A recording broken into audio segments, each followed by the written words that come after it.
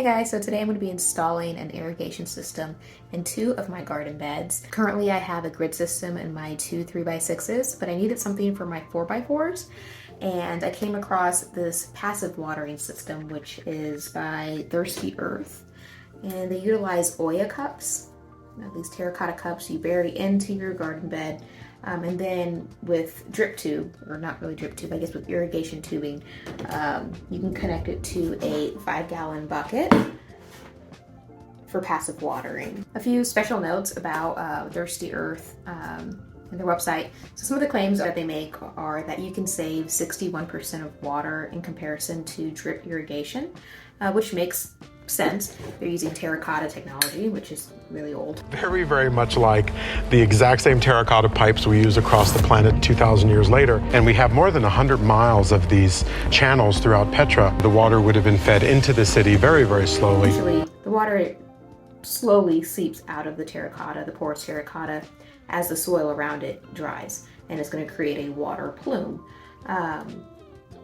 So since it's watering your garden bed at root level and not over top where you're going to have a bunch of runoff and evaporation, it would make sense you would save a significant amount of water. So I'm excited for that component. Save money, save water. Good for me, good for the environment.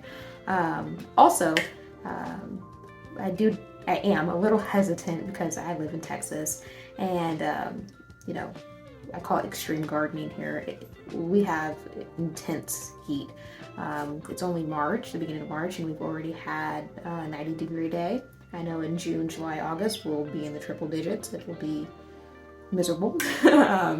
So with those factors in mind, some special notes, of course, is I'm going to mulch. I'm going to mulch heavily, a good 1 to 2 inches of straw on top of my garden beds.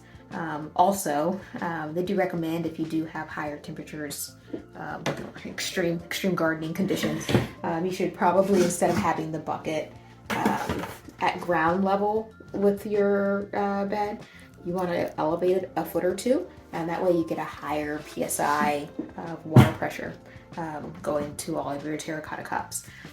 I will probably, realistically, in peak summer, have to refill the canister or the bucket more frequently. So I'm going in this with realistic expectations.